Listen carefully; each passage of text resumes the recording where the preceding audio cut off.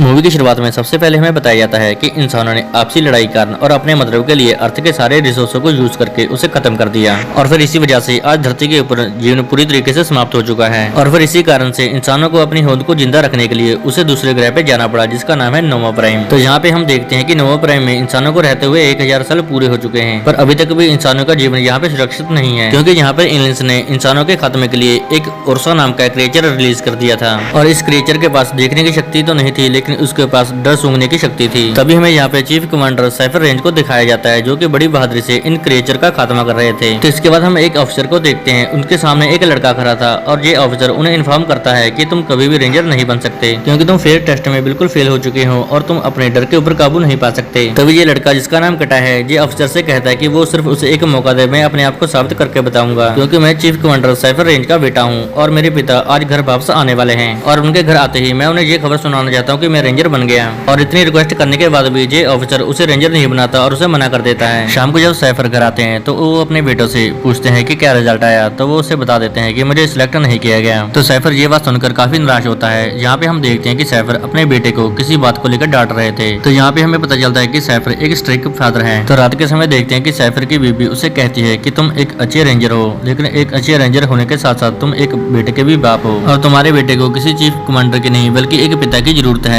तो साइफर उसे बताता है कि वो अच्छी तरीके से जानता है कि वो क्या कर रहा है। तो साइफर अपनी वाइफ को यहाँ पे बताता है कि वो कल कटाई को अपने साथ एक मिशन पे लेकर जाएगा, ताकि हमारे बीच में जो दूरियां हैं वो खत्म हो चुके हैं। तो अगले दिन हम जब देखते हैं कि कटाई अपने फादर के साथ एक मिशन पे जा रहा होता है, तभी वहाँ पे एक हैंडीकैप्ड रेंजर आता है और वो साइफर को कहता है कि आज मैं जिंदा हूँ तो सिर्फ आपकी वजह से, और आपकी वजह से मैं अपने परिवार को मिल पा रहा हूँ। और उस रेंजर की ऐसी बातें सुनकर कटाई अपने फादर के लिए काफी गर्वित महसूस करता है। जब ये लोग अपने जेट पे होते हैं तो इन लोगों के साथ वही क्रिएचर उर्सा भी होता है, क्योंकि इन लोगों का मिशन होता है कि इस उर्सा को हम एक नए ग्रह पे लेके जाएंगे और वहाँ पे सभी रेंजर्स को उर्सा को मारने की ट्रेनिंग दी जाएगी। लेकिन तभी हम देखते हैं कि इनका जो जेट है वो एक उल्कापिंड के तूफान में फंस जाता है, जिसकी वजह से इनका जेट उल्कापिंड से टकरा जाता है, जिसकी वजह से इसका एक इंजन खराब हो जाता है। तभी फिर साइफर रेंज इन लोगों को सबसे नजदीकी ग्रह पे उतरने के आदेश देते हैं और ये ग्रह कोई और नहीं बल्कि धरती होती है, और जिसे ये इंसान 1000 साल पहले ही छोड़ चुके थे। लेकिन रेंजर्स साइफर को इन्फॉर्म करते हैं कि धरती हम इंसानों को रहने के लिए अभी सुरक्षित नहीं है, लेकिन इन लोगों के पास और भी कोई चारा नहीं था, इन लोगों को वहीं पे उतरना था। अगर ये लोग वहाँ पे नहीं उतरते तो इनका जेट अंतरिक्ष में ही ब्लास्ट हो सकता है। तो फिर पायलट्स को ना चाहते हुए भी पृथ्वी के ऊपर ही लैंड करना पड़ता है। पृथ्वी की ग्रेविटी फोर्स होने के कारण इनका जेट पृथ्वी के अंदर आते ही क्रैश हो जाता है और क्रैश होने की वजह से कटाई भी यहाँ पे बेहोश हो जाता है। जब उसे होश आता है तो वो अपनी चारों साइड देखता है कि यहाँ पे सारे के सारे रेंजर मारे जा चुके थे। जब वो अपने डैड के पास जाता है तो कटाई यहाँ पे देखता है कि उसके डैड भी बेहोश हो चुके हैं। जब वो अपने डैड को होश मिलाते हैं तभी साइफर को यहाँ पे पता चलता है कि उनके दोनों पैर टूट चुके हैं। साइफर कैटे को बताते हैं कि हमारे प्लेन का वो हिस्सा जिसमें एक यंत्र पड़ा है, जिसमें हम अपने लोगों को इन्फॉर्म कर सकते हैं, और जहाज का वो हिस्सा यहाँ से करीब 100 किलोमीटर दूर जाके गिरा है और हमें किसी भी हालत में उस जेट के उस हिस्से तक पहुंचना ही होगा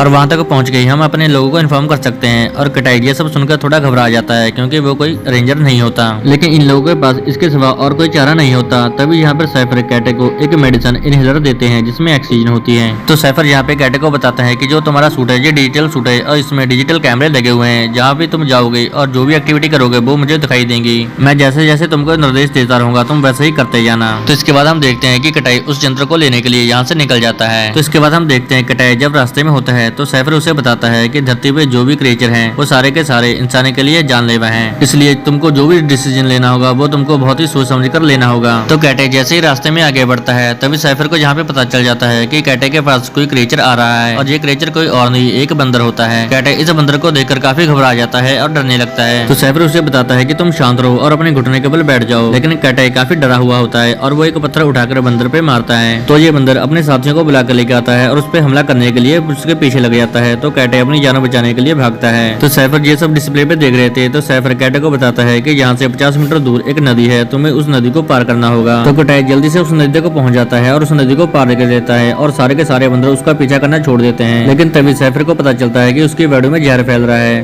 तो वो उसे अपनी बॉडी का निरीक्षण करने के लिए बोलता है। तो कटाई यहाँ पे देखता है कि उसके हाथ पे एक जोक ने काट दिया है, जिसका जहर उसकी बॉडी में चला गया और जहर फैलने की वजह से उसका पूरा शरीर सुन्न पड़ने लगा। तो साइफर उसे अपनी मेडिकल किट से इंजेक्शन लेने को बोलते हैं और ये इंजेक्शन कैट को अपनी छाती पे लेना होता है और बहुत ही मुश्किल से वो इंजेक्शन ले लेता है। और फिर इन सब में 2 मेडिकल इनहेलर टूटकर खराब हो जाती है और अब वो अपने पिता को झूठ बोल देता है कि उसके पास 4 सेफ इनहेलर पड़े हैं, क्योंकि कैट किसी भी कीमत पर इस मिशन को कंप्लीट करना चाहता है। तो इसके बाद हम देखते हैं कि साइफर अपने छोटे छोटे ड्रोन्स को उर्सा की इन्फॉर्मेशन इकट्ठी करने के लिए लिए बाहर भेज देते हैं, क्योंकि उन्हें शक होता है कि उर्सा जेट के क्रैश होने के बावजूद बच तो नहीं गया। अगर उर्सा बच गया होगा तो ये कटाई के लिए और उनके लिए काफी बुरी खबर होगी। तो फिर रात होते ही कटाई एक पेड़ के नीचे आराम करता है और वहीं पे सो जाता है। अगले दिन सुबह हम देखते हैं उड़ते ही वो अपना सफर आगे शुरू कर देता है। तो इधर हम सैफर को देखते हैं कि ड्रोन की मदद से सैफर को अरसा के जिंदा होने के सबूत मिलते हैं, क्योंकि अरसा क्रिएचर जब भी किसी को मारता है वो एक पैटर्न से मारते हैं। तो सैफर ये इन्फॉर्मेशन कटाई को भी दे देते हैं। तो फिर आगे बढ़ते बढ़ते कटाई एक किनारे पे आ जाता है जहाँ पे रास्ता खत्म होता है, क्योंकि यहाँ पे एक झरना था। तो जहाँ पर सैफर कैटे को फिर से एक बार राशन और मेडिकल किट के बारे में पूछते हैं। तो कैटे यहाँ पर फिर से एक बार झूठ बोल देता है, लेकिन यहाँ पर सैफर को अब शक हो जाता है, तो उसे मेडिकल किट खोल कर दिखाने को बोलता है। तो सैफर यहाँ पे देखता है कि इसके पास 2 ही इन्हेलर बचे हैं। तो सैफर उसे इस मिशन को बंद करने के लिए कहता है और वापस आने को कहता है। और कैटे को जहाज के दूसरे पार तक पहुंचने के लिए 3 इन्हेलर की जरूरत थी और इसके पास 2 ही थे। तो ये बात सुनकर कटाई काफी निराश हो जाता है और वो अपने पिता को कहता है कि आपने मुझे हमेशा जिंदगी भर कमजोर ही समझा है और मैंने अपने आप को साबित करने के लिए बहुत कुछ किया है। और यहाँ पे हमें सैफर के और कैटे के पास्ट के बारे में पता चलता है। यहाँ पे हमें पता चलता है कि सैफर की एक और भी बेटी थी जो कि कैटे की बहन थी। और एक दिन उर्सा क्रिएचर ने कैटे की सिस्टर के ऊपर हमला कर दिया और उसकी सिस्टर ने कैटे को एक बॉक्स के अंदर छुपा दिया और कैटे की आंखों के सामने उस उर्सा क्रिएचर ने उसको बड़ी बेरहमी से मार दिया और कैटे ये सब देखता रहा। और तब से कटाई को लगता है कि उसके फादर समझ रहे हैं कि उसकी सिस्टर की मौत कैटे की वजह से ही हुई है। तो यहाँ पर कैटे सैफर को कहता है कि वो कह नहीं है और ऐसा बोलकर वो उस झरने से कूद जाता है, क्योंकि कैटे के पास वहां तक पहुंचने के लिए इन्हेलर्स नहीं थे, इसलिए वो वहां से कूदकर शॉर्टकट रास्ता अपनाता है। जब वो हवा में होता है उसके पीछे से उसके ऊपर एक ईगल हमला कर देता है और वो उसे अपने घोंसले में ले जाता है और इस घोंसले में उसे ईगल के बच्चे भी मिलते हैं। लेकिन तभी जहाँ पे कुछ शेर भी आ जाते हैं जो कि उन बच्चों के ऊपर हमला करते हैं। तो कटाई बड़ी बहादुरी से उन शेरों का मुकाबला करता है और उन शेरों को भगा देता है। लेकिन कटाई जहाँ पे इन ईगल के बच्चों को नहीं बचा पाया, तो ईगल यहाँ पे अपने मरे हुए बच्चों को देखकर काफी रोने लगता है। लेकिन इन सब के बीच में कैटे का नेविगेशन डिस्प्ले बटन खराब हो जाता है, जिसकी वजह से वो सैफर से बात कर रहा था और इसके बावजूद भी वो अपने सफर को जारी रखता है और वो आगे बढ़ता रहता है। लेकिन एक जगह पर पहुंचकर कैटे को काफी ठंड लगने जाती है, क्योंकि वो बहुत ही बर्फीला एरिया था और कैटे जमने लगता है। लेकिन तभी जहाँ पे हम देखते हैं कि वही ईगल जिसने कैटे के ऊपर हमला किया था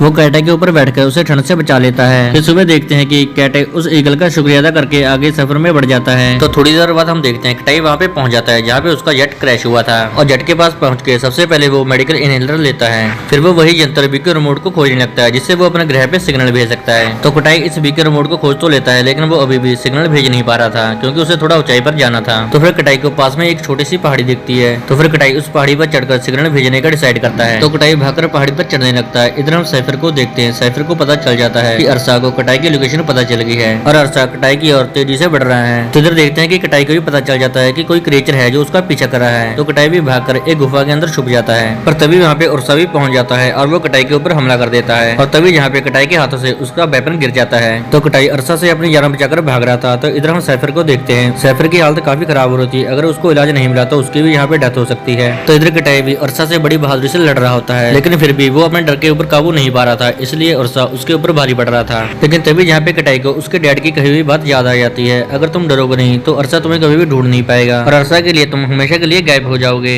तो तभी हम यहाँ पे देखते हैं कि कटाई अपने डर को छोड़कर फिर से एक बार उठता है और वो अरसा के ऊपर हमला कर देता है और इस बार कटाई अरसा के ऊपर भारी पड़ जाता है और उसे वो मारने में कामयाब हो जाता है। तो सैफर ये सारा सीन अपने डिस्प्ले पे देख रहे थे, वो अपने बेटे के लिए गर्व महसूस कर रहे थे। तो फिर इसके बाद कैटे बिगर रिमोट से अंतरिक्ष में एक सिग्नल भेजता है। सिग्नल पहुंचता ही कैटे और उसके फादर को बचा लिया जाता है और होश में आने के बाद सैफर जब अपने बेटे को देखते हैं तो वो उसे सैल्यूट करते हैं। तो कैटे जाके अपने पिता के गले लग जाता है और ये मूवी यहीं पे खत्म हो जाती है। अगर आपको ये मूवी अच्छी लगी हो तो आप हमें कमेंट करके जरूर बताएं। अगर आपको ऐसी और मूवी देखनी है तो आप हमारे चैनल को सब्सक्राइब करें, हम ऐसी मूवी आपके लिए लाते रहेंगे।